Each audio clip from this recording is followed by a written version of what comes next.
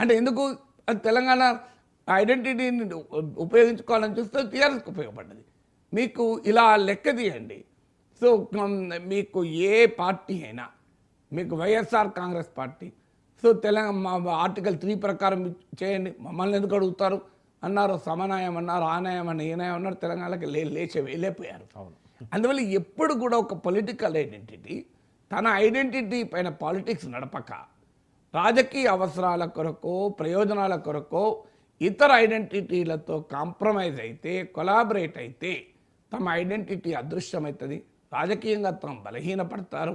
అల్టిమేట్గా ఏ ఐడెంటిటీని అయితే అవకాశవాదంతో అవసరవాదంతో ఎంబ్రేస్ చేస్తారో ఆ ఐడెంటిటీ బలపడుతుంది. అందుకే మీకు ఈ దేశమంతటా ఈ ఉదాహరణలు ఇచ్చారు.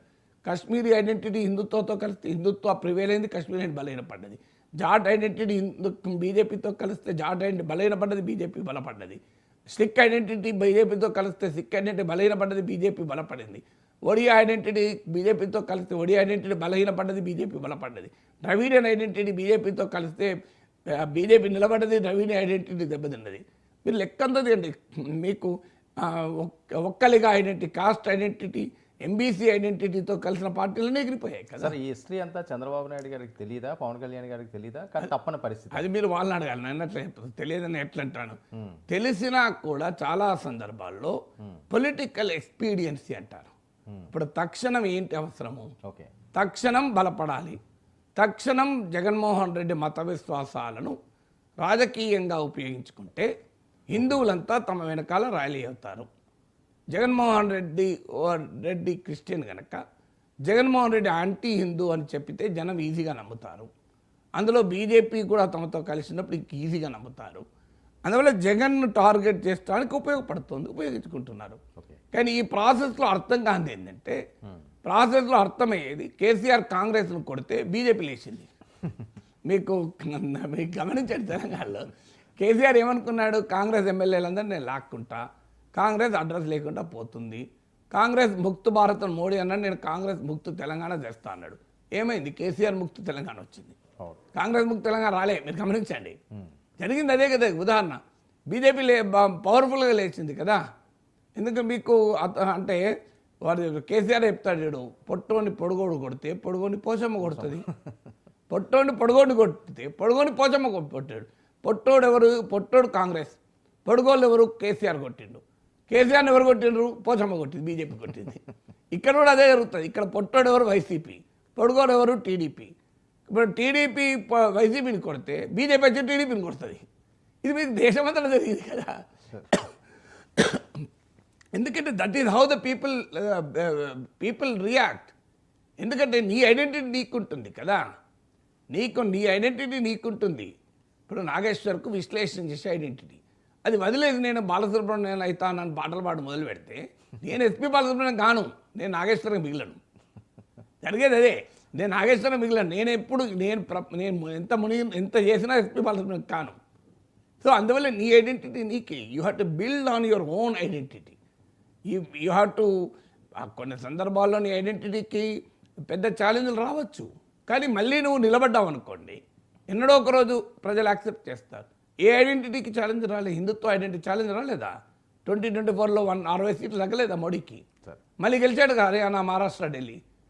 సో మీకు ఒక ఐడెంటిటీకి ఛాలెంజ్ వస్తుంది, ఆ ఛాలెంజ్ను తట్టుకొని నిలబడితే మళ్ళీ గెలుస్తారు. ఇదే చంద్రబాబు నాయుడు అనుభవం కూడా.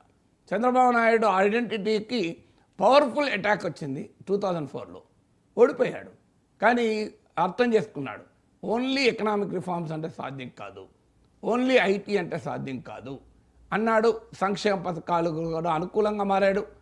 కొంత పరిస్థితులు అనుకూలించే 2014 మళ్ళీ పవర్లోకి వచ్చాడు. చంద్రబాబు నాయుడు అనుభవం వేరే వాళ్ళ అనుభవం కాదు. అంటే తన ఐడెంటిటీని మళ్ళీ రీఫర్బిష్ అంటారే, మళ్ళీ రీఫర్బిష్ చేసుకున్నాడు, రీవిజిట్ చేసుకున్నాడు, కాస్త మార్చుకున్నాడు, అడాప్ట్ చేసుకున్నాడు, మళ్ళీ పవర్లోకి వచ్చాడు. 2019లో మళ్ళీ ఓడిపోయాడు, మళ్ళీ 2024 వచ్చారు, మళ్ళీ మార్చుకున్నాడు, మళ్ళీ అధికారంలోకి వచ్చారు. అంటే నీ ఐడెంటిటీతో నీవు రాజకీయం చేసినప్పుడు కొన్ని సందర్భాల్లో నీ ఐడెంటిటీకి సవాళ్ళు రావచ్చు, మస్కబారచ్చు, ప్రజలు వ్యతిరేకంగా తీర్పు చెప్పచ్చు. You have to revisit your self, rethink your self. ఎక్కడ పొరపాటు జరిగింది, దీన్ని ఏ మార్పులు చేయొచ్చు, ఏ అడాప్టబిలిటీ చేయొచ్చు అని. మీరు గమనించండి, బీజేపీ చేసేది అదే కదా. తమ హిందుత్వ కోర్ ఐడెంటిటీ వదులుకోకుండా కాంప్రమైజ్ కాకుండా సందర్భోచితంగా కొన్ని మార్పులు చేర్పులు చేసుకుంటూ పోతుంది ముందు. అందుకే మీరు చూడండి ఢిల్లీ ఎన్నికల్లో అసలు బీజేపీ హిందుత్వ గురించి మాట్లాడిందా? అవును. అసలు బీజేపీ హిందుత్వ మాట్లాడలేదు ఢిల్లీలో. రేవడి కల్చర్ అని అంతకుముందు దేన్నైతే విమర్శించాయో ఆ సంక్షేమ పథకాలే ఢిల్లీలో అమలు చేస్తామండి. నిజంగా చెప్పాలంటే కేజ్రీవాల్ మోడల్ కేజ్రీవాల్ కన్నా ఎఫెక్ట్గా చేస్తామన్నారు. ప్రజలు యాక్సెప్ట్ చేశారు కదా. జగన్ సంక్షేమ పథకాలను జగన్ కన్నా ఎక్కువ చేస్తామంటే చంద్రబాబు నమ్మలేదా ప్రజలు? కేసీఆర్ సంక్షేమ పథకాలను ఇంకంతకన్నా ఎక్కువ చేస్తామంటే రేవంత్ రెడ్డి నమ్మలేదు, కాంగ్రెస్ నమ్మలేదా ప్రజలు? అందువల్ల మీరు హిందుత్వ ఐడెంటిటీ కాంప్రమైజ్ కాకుండా సంక్షేమము వెల్ఫేర్ ఐడెంటిటీని బీజేపీ తీసుకుంది, ఢిల్లీలో గెలిచింది కదా. అందువల్ల నీ ఐడెంటిటీని వదిలి identity regional Mysore regional identity Janata Dal secular వీళ్ళంతా ఎవరైనా మిగిలారా నాకు చెప్పండి. నేను క్వింట్ అనే దాంట్లో ఒక ఆర్టికల్ కూడా రాశాను. ఎలా రకరకాల ఐడెంటిటీస్ కలిగిన రాజకీయ పక్షాలు బీజేపీ అగ్రెసివ్ హిందుత్వ ఐడెంటిటీతో కాంప్రమైజ్ అయ్యి కొలాబరేట్ అయ్యి అడ్రస్ లేకుండా పోయాయి. బీజేపీ మాత్రమే బలపడింది. ఎందుకు ఇది జరుగుతుంది అంటే నీ ఒరిజినల్ ఐడెంటిటీ వదిలేసి రాజకీయ అవసరాల కొరకు కాంపిటేటివ్ పాపులిజం కొరకు వేరే ఐడెంటిటీ ఎత్తుకుంటే ఏమవుతుందంటే ఆ ఐడెంటిటీకి ఒరిజినల్ టెక్కదారు ఉంటాడు, ఇస్తదారు ఉంటాడు. ఇప్పుడు మీరు తెలంగాణ ఐడెంటిటీ బీఆర్ఎస్ తెలంగాణ ఉదయం పుట్టింది. ఏమైంది?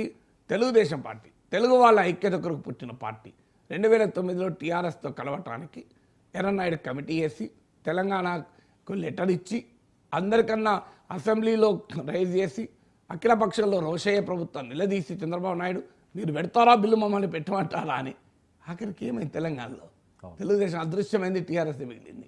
కాంగ్రెస్ పార్టీ దశాబ్దాల పాటు రాష్ట్రాన్ని విడగొట్టమని ఇందిరాగాంధీ టైంలో భీషణ భాషణ ప్రతిజ్ఞలు చేసి రాష్ట్రకి ఏం చేసింది కాంగ్రెస్? 10 ఏళ్ల పాటు నాంచి నాంచి నాంచి తెలంగాణ ఇస్తే ప్రజలు ఈడ్చి కొట్టారు తెలంగాణ కాంగ్రెస్ను. తెలంగాణ ఇచ్చిన సోనియమ్మని తీసుకెళ్ళి పక్కన పడేశారు. కేసీఆర్ కోట వేశారా లేదా? భారతీయ జనతా పార్టీ ఒక్క ఓటు 2 రాష్ట్రాలు అని చెప్పి అసలు చిన్నమ్మను గుర్తించండి అని చెప్పి జై తెలంగాణ అన్నారు. ఏం మిగిలింది వాళ్ళకు? తెలుగుదేశానికి 15